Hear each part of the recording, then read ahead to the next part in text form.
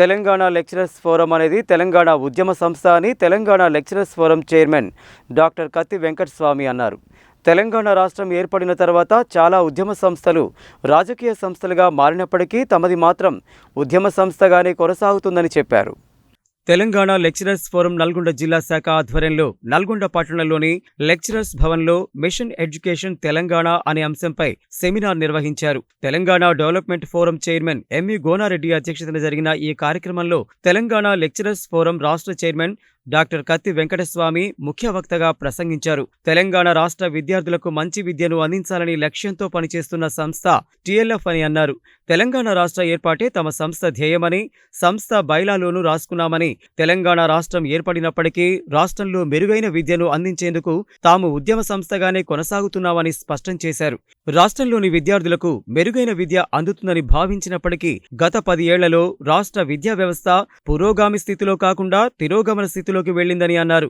రాష్ట్ర ప్రజలు మార్పు కోసం కొత్త ప్రభుత్వాన్ని తీసుకువచ్చారని, ముఖ్యమంత్రిగా ఉన్న వ్యక్తి విద్యాశాఖకు మంత్రిగా ఉన్నారని, ప్రస్తుత ప్రభుత్వంలో విద్యా వ్యవస్థకు మేలు జరుగుతుందని భావిస్తున్నామని తెలిపారు. విద్యా వ్యవస్థ బాగు కోసం జిల్లా స్థాయి నుండి విద్యావేత్తల అభిప్రాయాలను ప్రభుత్వం తీసుకోవాలని కోరారు. విద్యా విధానంలో తీసుకురావాల్సిన సంస్కరణలపై ఉమ్మడి జిల్లా కేంద్రాలలో విద్యా సదస్సులు ఏర్పాటు చేసి విద్యావేత్తల నుండి అభిప్రాయాలను స్వీకరిస్తున్నామని, అన్నింటినీ క్రోడీకరించి రాష్ట్ర ప్రభుత్వానికి నివేదిస్తామని తెలిపారు. అనంతరం తెలంగాణ లెక్చరర్స్ ఫోరం రాష్ట్ర కార్యదర్శి చుక్క సైదుల్ను రాష్ట్ర ఉపాధ్యక్షులుగా నియమిస్తూ చైర్మన్ కత్తి వెంకటస్వామి ప్రకటించి చుక్క సైదుల్ను ఘనంగా సన్మానించారు. ఈ కార్యక్రమంలో తెలంగాణ లెక్చరర్స్ ఫోరం రాష్ట్ర అధ్యక్షుడు M Ramakrishnaiah, professor K Anjireddy, TRSMA రాష్ట్ర అధ్యక్షుడు Kandala Papireddy, K Krishnaiah, T Sivaramreddy, B Venu, G Gopinath, Lavudiya Nageshwar, CH Sivaprasad, P Janardhan Reddy, doctor CH Shyam Sundar, S Rajani, guest faculty జిల్లా అధ్యక్షుడు పెరికెం మధు తదితరులు పాల్గొన్నారు. తెలంగాణ లెక్చరర్ ఫోరం ఒక తెలంగాణ ఉద్యమ సంస్థ. తెలంగాణ వచ్చిన తర్వాత చాలా ఉద్యమ సంస్థలు రాజకీయ సంస్థలుగా మారినాయి, కానీ మేము ఉద్యమ సంస్థగానే ఉన్నాం. మాలో కొంచెం మార్పు ఆ రోజు తెలంగాణ ప్రత్యేక రాష్ట్ర ఉద్యమ సంస్థ అయితే ఈరోజు తెలంగాణ విద్యా అభివృద్ధి ఉద్యమ సంస్థగా ఒక విద్య కోసమే, విద్యను ఉన్నతంగా చేయడం కోసమే ఈ రాష్ట్ర ప్రజలకు, ఈ రాష్ట్ర విద్యార్థులకు ఈ రాష్ట్ర ప్రభుత్వం చక్కటి విద్యను అందించాలనేటువంటి ఒక సద్భావనతోటి, సంకల్పంతో పనిచేస్తున్నటువంటి ఒక పోరాట సంస్థ తెలంగాణ లెక్చరర్ ఫోరం. మా బైలాస్లో ఫస్ట్ వర్డ్ మేము రాసుకున్నది తెలంగాణ ప్రత్యేక రాష్ట్రం కోసం ఇంటర్మీడియట్ నుంచి పీజీ వరకు ఉన్నటువంటి ఆచార్యులు, అధ్యాపకులు అందరినీ కలిపి ఒక ప్రత్యేక రాష్ట్ర ఉద్యమ సంస్థగా మేము రిజిస్టర్ చేసుకున్నాం. అట్లాంటి సంస్థ, మా సంస్థ యొక్క లక్ష్యం తెలంగాణ రావడం, అది నెరవేరింది. వచ్చిన తర్వాత తెలంగాణ యొక్క విద్యా వ్యవస్థ ప్రపంచంలోనే అత్యుత్తమైనటువంటి విద్యా వ్యవస్థగా విలసిల్లాలని మా ఆకాంక్ష. ఆ ఆకాంక్షలకు అడుగులు పడతాయి అనుకున్నాం, కానీ గత 10 సంవత్సరాలుగా ఆంధ్రప్రదేశ్ రాష్ట్రంలో ఉన్నదానికంటే ఇంకా తిరోగమనం జరిగిందా అనేంత డౌట్ఫుల్గా విద్యా వ్యవస్థ మారింది. దానికి అనేక సలహాలు, సంప్రదింపులు, పోరాటాలు చేసినా కూడా అది ఒక గాడిన పడలేదు. మార్పు కోసమని తెలంగాణ ప్రజలంతా కలిసి ఒక కొత్త ప్రభుత్వాన్ని, కాంగ్రెస్ ప్రభుత్వాన్ని తీసుకొచ్చినారు. దాని ముఖ్యమంత్రిగా ఉన్న వాళ్ళే విద్యామంత్రిగా ఉండడం ఇదే మొదటిసారి. సో విద్యామంత్రి, ముఖ్యమంత్రి అయినటువంటి రేవంత్ రెడ్డి గారు ఒక మంచి ఆలోచన చేసినారు. ఈ విద్యా వ్యవస్థలో పనిచేసేటువంటి స్టేక్ హోల్డర్స్ నుంచే మేము సలహాలు తీసుకుంటామనేటువంటి మాట రాష్ట్ర స్థాయిలో వారు చేసినారు. దాని ప్రయత్నంగా ఒక సమావేశం కూడా పెట్టినారు. కానీ మా ఉద్దేశము, మేము జిల్లా స్థాయిలో, మండల స్థాయిలో కూడా noble thought should come from all the corners of the world అంటాడు వివేకానందుడు. ఆ నోబుల్ థాట్ అనేటువంటిది కింది నుంచి రావాలా అనే ఉద్దేశంతో మేము తెలంగాణ లెక్చరర్ ఫోరం మా శక్తి మేరకు 10 జిల్లాలు, పాత 10 జిల్లాలు ఏవైతున్నాయో ఈ 10 జిల్లా కేంద్రాలలో మేము ఈ విద్యావంతుల నుంచి, విద్యావేత్తల నుంచి, యాజమాన్యాల నుంచి, పనిచేస్తున్నటువంటి ప్రొఫెసర్స్ నుంచి, రిటైర్ అయిన ప్రొఫెసర్స్ నుంచి, వీళ్ళందరి నుంచి కూడా ఇప్పుడు వెనువెంటనే పరిష్కారాలేంటి, భవిష్యత్తు సంస్కరణలు ఏంటి అనే దాని మీద మేము ఒక విద్యా సదస్సు నిర్వహిస్తున్నాం. ఈ 3వ సమావేశంలో మేము నల్గొండ జిల్లా వ్యాప్తంగా ఉన్నటువంటి విద్యావేత్తలు, విద్యార్థికులు, అలాగే యాజమాన్యాలు, ప్రొఫెసర్సు, యూనివర్సిటీ వాళ్ళందరూ కలిసి ఈ రాష్ట్ర ప్రభుత్వం విద్యా విధానంలో ఏం పరిష్కారాలు చేయాలి, ఇప్పుడున్న సమస్యల మీద ఏం సంస్కరణ చేయాలి, దీన్ని ఒక నివేదికగా మేము ఇక్కడ రిపోర్ట్ తీసుకుంటాం. పేపర్ ప్రజెంటేషన్ ఉంటుంది. సో పేపర్ ప్రజెంటేషన్ తర్వాత ఒక నివేదిక తయారు చేస్తాం. ఈ నివేదిక మొత్తాన్ని కూడా ఈ జిల్లా ఉన్న ప్రజాప్రతినిధులకు ఇస్తాం, అదేవిధంగా ముఖ్యమంత్రి గారికి కూడా ఇస్తాం. ఈ మొత్తం 10 జిల్లాలు అయిన తర్వాత పెద్ద ఎత్తున రాష్ట్రంలో నిర్వహించి మొత్తం 10 జిల్లాల నుంచి వచ్చినటువంటి ఫీడ్బ్యాక్ను మేము ఈ రాష్ట్ర ప్రభుత్వానికి, ముఖ్యమంత్రి గారికి ఒక సమగ్ర నివేదిక, విద్యా వ్యవస్థ మీద, సమగ్ర విద్యా వ్యవస్థ మీద ఒక నివేదికను మేము సమర్పించడం. అదే ఉద్దేశంతో ఇవాళ నల్గొండలో పెద్దలు గోనారెడ్డి గారి చైర్మన్షిప్లో ఈరోజు ఈ సమావేశంలో అందరి అభిప్రాయాలను మేము సేకరించి మా సంస్థ తరఫున మేము గవర్నమెంట్కు ఈ నివేదికను సమర్పించే ఉద్దేశంతో ఈ సమావేశాన్ని ఏర్పాటు చేసినాం.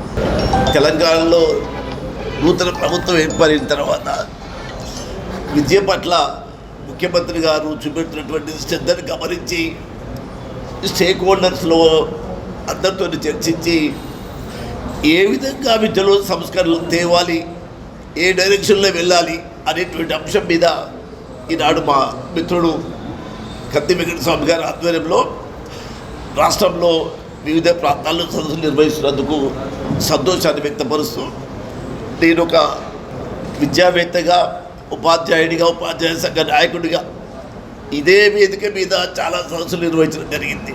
2013లో ఒక అంతర్జాతీయ సదస్సు నిర్వహించాం.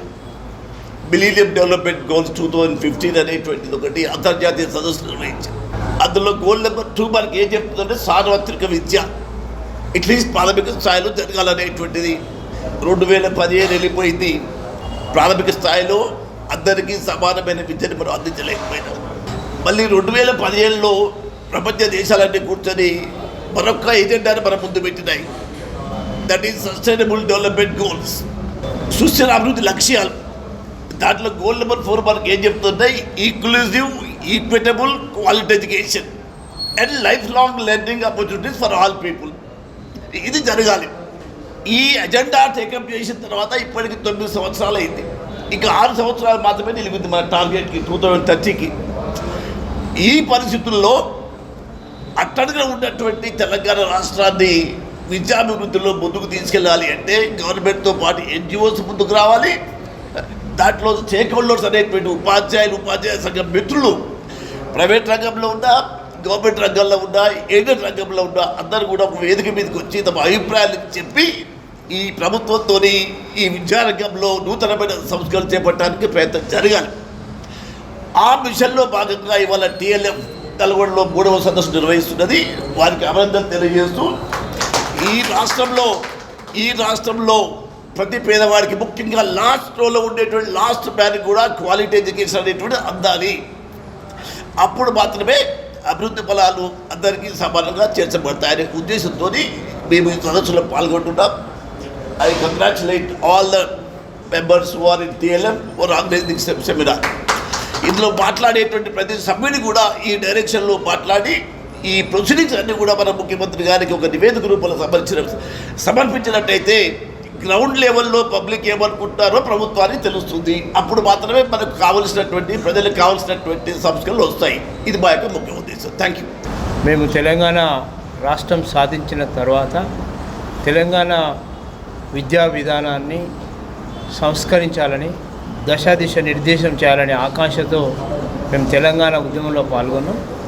ఈ తెలంగాణ ఉద్యమంలో ముందుండి తెలంగాణ రాష్ట్రాన్ని సాధించిన తర్వాత గత 10 సంవత్సరాలుగా విద్య పట్ల చాలా నిర్లక్ష్యం వహించడం, మన తెలంగాణ ప్రాంతంలో విద్య వెనుకబడుతనం ఇంకా ఎక్కువగా పెరిగిపోవడం, నాణ్యమైన విద్య అందరికీ అందుబాటులో లేకపోవడం అనేది చాలా దుర్మార్గమైన చర్య. ఆ తర్వాత కొత్తగా వచ్చిన కాంగ్రెస్ గవర్నమెంటు ఈరోజు విద్యా విధానంలో సమూల మార్పు కోసం విద్యా కమిషన్ వేయడం, అదేవిధంగా ప్రాథమిక విద్యను అంటే ప్రీ ప్రైమరీ ఎడ్యుకేషన్ నుంచి కూడా హైయర్ ఎడ్యుకేషన్ వరకు కూడా చాలా ప్రచరణలు, చాలా సంస్కరణలు చేయాలి. అన్నిట్లో కూడా చాలా లోపాలు ఉన్నాయి. అక్కడ పనిచేస్తున్న ఉద్యోగస్తులు, అదేవిధంగా అక్కడ చదువుతున్న విద్యార్థులకు చాలా లోపాలు ఉన్నాయి. వీటన్నిటి పరిష్కారం కోసం ప్రభుత్వాన్ని మేము ఒకటే కోరుతూ ఉన్నాం. ఇంతకుముందు విద్యకు బడ్జెట్కు తక్కువ శాతాన్ని కేటాయించారు.